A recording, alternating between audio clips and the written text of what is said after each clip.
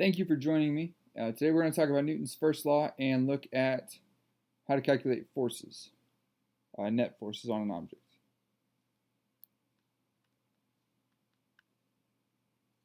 So Newton's first law states that an object in motion, or object at rest remains at rest, and an object in motion continues in motion with a constant velocity, which means the same speed in a straight line, unless the object experiences a net external force, which would cause it to then change. Okay? So in other words, when a net external force on an object is zero, so if my net force is zero, that means that my acceleration is also equal to zero because I'm not changing my direction. That is Newton's first law. We're going to look at this here shortly.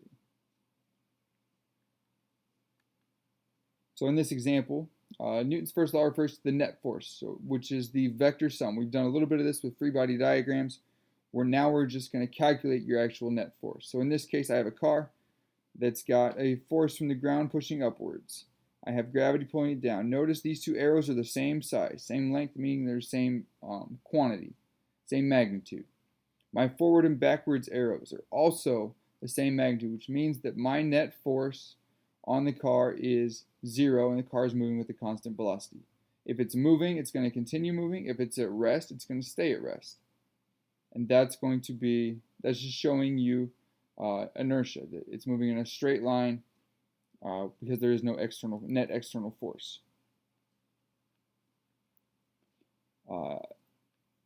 With this question, we're going to determine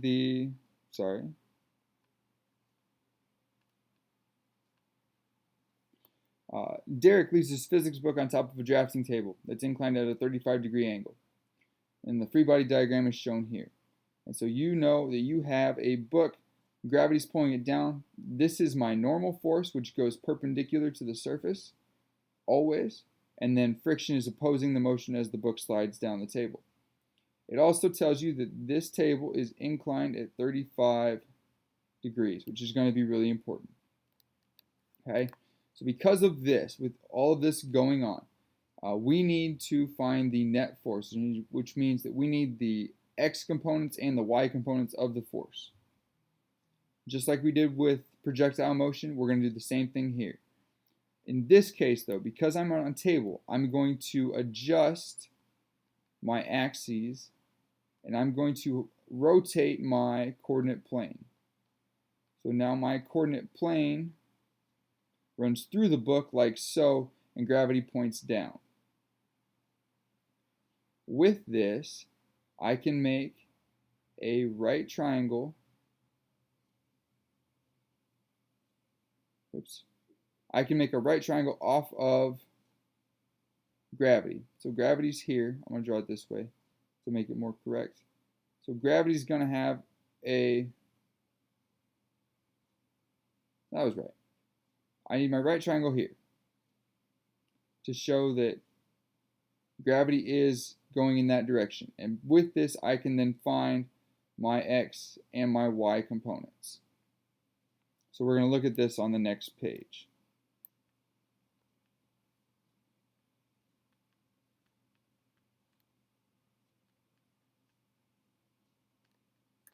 So here we again have this same picture. We're going to draw on this diagram and we're going to solve the problem here.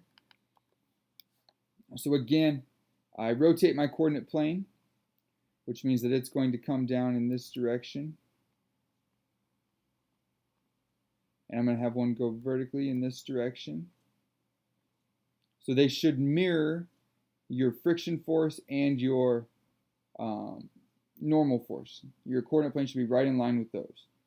And we're going to set up our net force, which is the sum of all the forces in the x and y direction. So if this is my x direction, positive x, this is my positive y. I have a net force in the x direction, and I have a net force in the y direction. Thus far, I have a positive x here, which means that my 11 newtons of friction is going opposite that. So let's make this negative 11 newtons.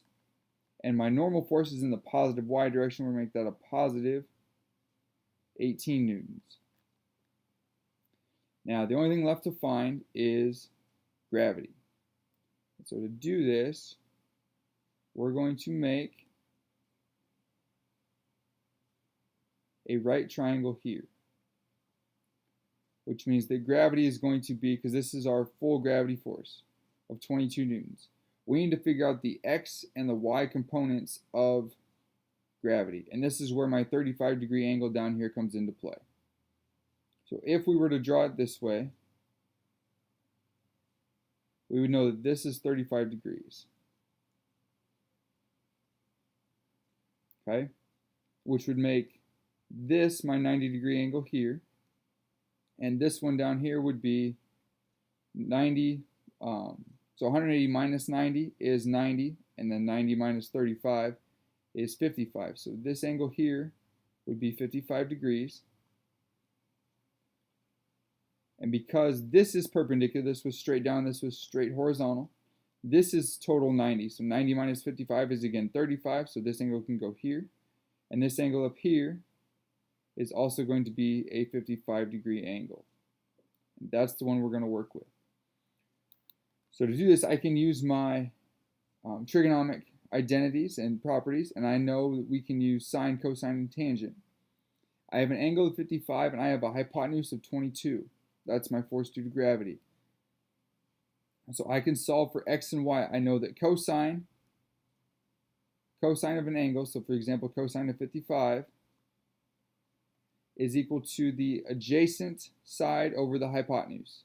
So my adjacent side here is going to be my x, and I don't know what x is, so we're going to leave it there, over my hypotenuse, which we've said is 22 newtons.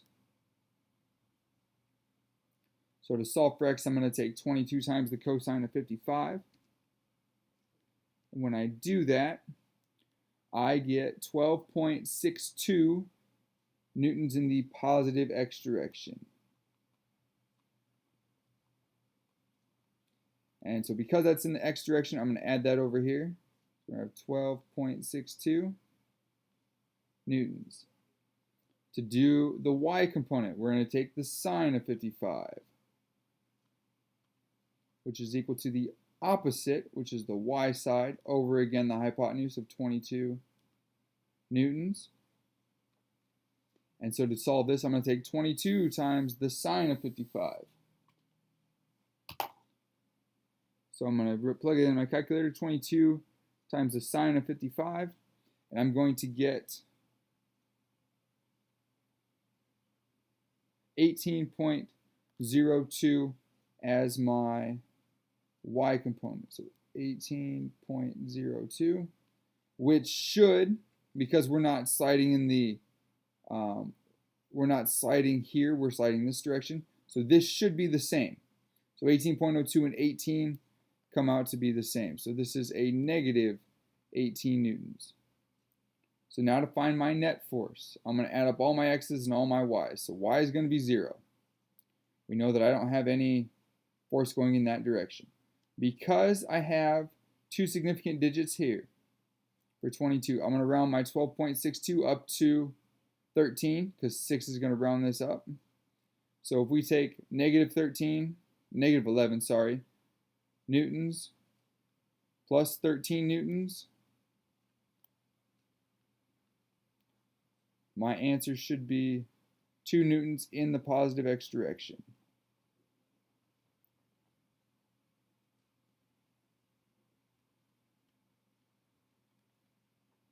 And that's going to be my net force on this book. It's 2 newtons in the positive x direction.